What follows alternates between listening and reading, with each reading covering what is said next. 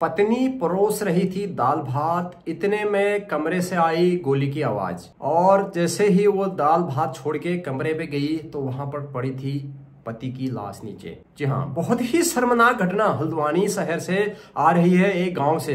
क्या हुआ, कैसे हुआ, किस तरह, लगातार इस तरीके की खबरें मैं आपको बताता हूं, मगर एक बहुत दुखद खबर हल्द्वानी शहर से आ रही है, जहां पर एक व्यक्ति ने अपनी जीवन लीला खुद समाप्त कर दी है। बोला पत्नी को कि भाई तू दाल भात लेके आ, खाना लेके आ मेरे लिए, मगर वो कमरे पे गया, इतने में वो दाल भात लेने गई, इतने में उसने अपनी भेजे से गोली आर पार कर दी। बहुत दुखद खबर है, कहाँ से है, आप बने रहिए चैनल में, सारा कुछ आपको इस वीडियो के माध्यम से बताऊंगा। वीडियो बनाने का मतलब सिर्फ आपको बताना और जागरूक भी करना कि आपको ऐसा नहीं करना है, बाकी इस वीडियो से कोई लेना देना नहीं। नमस्कार दोस्तों, आप देख रहे हैं कोरंगा डेली ब्लॉग। हम लोग हैं उत्तराखंड के हल्द्वानी शहर की खबर की ओर।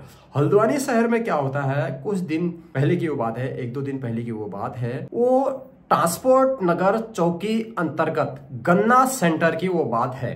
होता क्या है, गन्ना सेंटर के गांव एरिया में जो है लाइन बिछरी होती है नई। हरिपुर लारमणी गांव की वो बात है। गांव में जो है लाइन पड़ रही थी। परिजनों ने ये कहा कि वहां पर इलेक्ट्रिक बंचिंग लाइनें पड़ रही थी और मेरे पति जो अभी इस वक्त इस दुनिया में नहीं है, उनके पत्नी और आस पड़ोस के परिजनों ने यह बताया कि हमारे पति जो है इन लाइनमैनों से बात कर रहे थे और कह रहे थे कि इसमें हमारा केबल कैसे जुड़ेगा, हमारे मीटर में इलेक्ट्रिक बेंचिंग की जो नई लाइट पड़ रही है वो कैसे जुड़ेगी, ऐसा बात कर रहे थे। उस लाइन में इलेक्ट्रिक बेंचिंग लाइन पड़ रही थी। तो अचानक क्या है, उसकी पत्नी आती है और उसकी पत्नी बोलती है कि आप खाने के लिए आ जाइए, खाने के लिए घर पर आ जाइए। तो उसके बाद जैसे वो खाने के लिए घर पर आते हैं, वो अपनी पत्नी को बोलते हैं कि आप जो है हमारे लिए खाना लेके आए। उसकी पत्नी ने दाल और भात बनाया रहता है खाने में। हमारे जो पहाड़ी लोग होते हैं ना, थे पहाड़ी, वो हमारे अधिकतर हल्द्वानी में जो होते हैं पहाड़ी बसे हैं, बाहर के लोग भी, मगर हमारा जो दिन का जो मेन जो खाना होता है ना, दाल भात होता है और रात को रोटी सब्जी होती है। हालांकि लोग अलग अलग तरीके से अपना व्यंजन का स्वाद लेते हैं, मगर मेन जो हमारे गाँव में जो खाना होता है दाल भात होता है और रात को रोटी सब्जी होती है। तो दिन में उन्होंने दाल भात बनाया था। तो दाल भात लेने के लिए वो किचन में गई। किचन में जैसे उन्होंने दाल भात डाला तो इतने में एक भट्ट करके आवाज आई, बड़ी गोली की आवाज आई कमरे से, उस कमरे से जिस कमरे में उनके पति थे। तो जैसे वो कमरे पे दौड़ पड़ी तो वहां पर ना पति की लाश पड़ी हुई थी। सर का आधा हिस्सा गायब था। पूरा अगल बगल का एरिया बिल्कुल ऐसा था कि मैं इस वीडियो में बोल नहीं सकता हूँ। एकदम वहां पर ऐसा माहौल था कि पैरों तले जमीन खिसक गई पत्नी की। और उसके बाद उनके घर के परिवार के लोग आए, उनका भी रो रो के बुरा हाल हुआ, चीख पुकारे वहां पर मच गई, हल्ला गुल्ला वहां पर हो गया, काफी स्तब्ध रह गए वो, क्योंकि इस तरीके से न कुछ।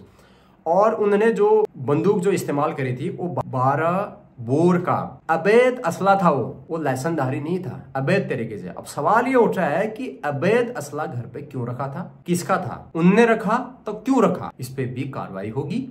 वो बात की बात है, आपको अवैध असले नहीं रखने हैं, आपको लाइसेंसधारी रखने हैं, ये अलाउड होते ही नहीं है। मगर हल्द्वानी में बहुत से जगह अभी बहुत से लोगों के पास अवैध असले भी हैं, चाहे वो 12 बोर हो 13 बोर हो। 12 बोर का जो गोली था वो भी वहां से बरामद करा है और उसको अभी पुलिस ने ले लिया। तो उसके बाद पुलिस को फोन करा जाता है। आनंद फानंद में वहां पर रोना बिलखना हो जाता है, हड़कंप मच जाता है, परिवार में कोहराम मच जाता है, क्योंकि किसी के पति थे, किसी के बेटे थे, किसी के बाप थे, अचानक उन्होंने अपनी जीवन लीला समाप्त कर दी। कुछ समझ में नहीं आया।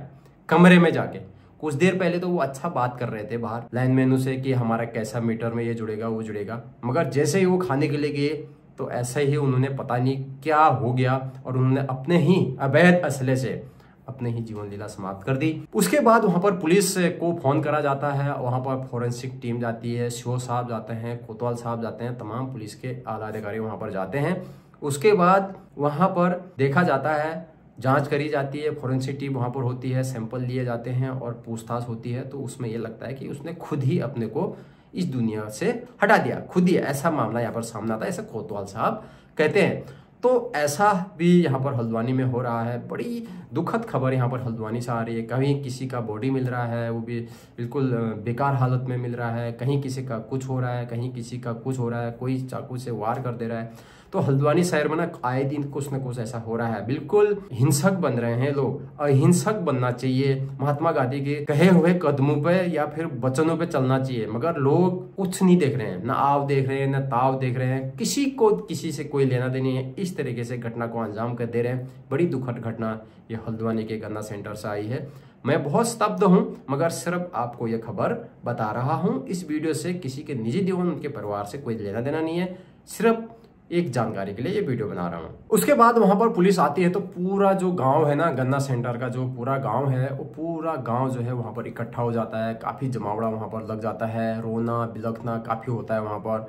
और पति की जो लाश है वो जमीन में पड़ी रहती है। तो बड़ा दुखद यह घटना है यार। तो वीडियो बनाने का मकसद ये है यार। अब उसके बाद पोस्टमार्टम वो करा नहीं करा वो बात की बात है, वो खबरें आई नहीं है। फिर वो पोस्टमार्टम किया क्या नहीं किया वो पुलिस जाने, उनके घर वाले जाने।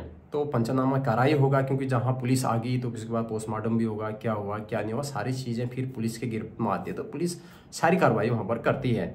फिलहाल मामले की जांच करी जा रही है कि किन कारणों की वजह से इसने ऐसा किया, क्या हो गया था, क्या कारण रही, क्या वजह रहा। उसके बाद अवैध असला जो था वो कहां से आया, किसने दिया, क्या बनाया, इसकी भी जांच होगी। तो वीडियो बनाने का मकसद यही है कि आपको बताना कि अगर आप कभी भी ऐसा कर रहे हैं ना, तो आपके पीछे ना बच्चे हैं, बीबी है, आपके घर हैं, माँ बाप हैं, तो आपको ना ऐसा नहीं करना चाहिए। चाहे आपके ऊपर कितनी ही भी प्रॉब्लम आ जाए, कितना भी कुछ भी हो जाए, दुखों का पहाड़ आपके सर पर खड़ा हो जाए, मगर आपको ना कभी ऐसा नहीं करना चाहिए। अपने आप को ना कभी आपको ख़त्म नहीं करना चाहिए खुद से, क्योंकि ये ज़िंदगी ना ज़्यादा बड़ी नहीं है। 60 या 70 साल, ज़्यादा से ज़्यादा 80 साल की ज़िंदगी है। मेन ज़िंदगी जो है 60 साल तक ये है। 60 साल तक आप खाना पीना ठीक ढंग से खा सकते हैं, उसके बाद आपका खाना पीना जो है धीरे धीरे कम हो जाएगा। तो यार इस ज़िंदगी को अच्छे से जिए यार। आप तो चले जाएंगे, मगर आपके पीछे बच्चे हैं, आपका परिवार है, हंसता खेलता परिवार है, उनको कितनी तकलीफ होगी, कितने दुख, कितने साये में जिएंगे, कितने सदमे में वो लोग जिएंगे, कभी आपने सोचा है? तो आप लोग ना ऐसा बिल्कुल न करें। बहुत सारी वीडियो ऐसे आते हैं यार कि मैं लोन के कर्जे में ये कर रहा हूँ, बहुत से लोग गेम के चक्कर में मैं ये कर रहा हूँ, बहुत से लोग कहते हैं मेरा ऐसा हो गया तो मैं ये कर रहा हूँ, मेरी बीबी ने ये कर दिया था तो मैं ऐसा कर रहा हूँ, मेरे पति ने ये कर दिया, मेरे भाई ने ये बोल दिया, ये हो गया वो हो गया। तो तमाम लोगों के दिमाग में ना ऐसे ख्याल आते हैं। तो आपको ना ऐसा नहीं करना है, अपने आप को हटाना नहीं है, जीवन लीला अपनी खुद समाप्त नहीं करनी है। कुछ वर्ड ऐसे होते हैं मैं यहाँ पर बोल नहीं सकता हूँ, यूट्यूब की बहुत सारी गाइडलाइन है। तो आपको नहीं करना है, हंसी खुशी से रहना है। आप सिर्फ ये सोचना कि भाई आपके पीछे वालों का क्या होगा। आप तो चले गए, फिर वो रोएंगे ना तो आपको अच्छा लगेगा, आपका परिवार रोएगा, आपके बीवी बच्चे रोएंगे, तो आपका मम्मी पापा रोएंगे तो आपको अच्छा लगेगा।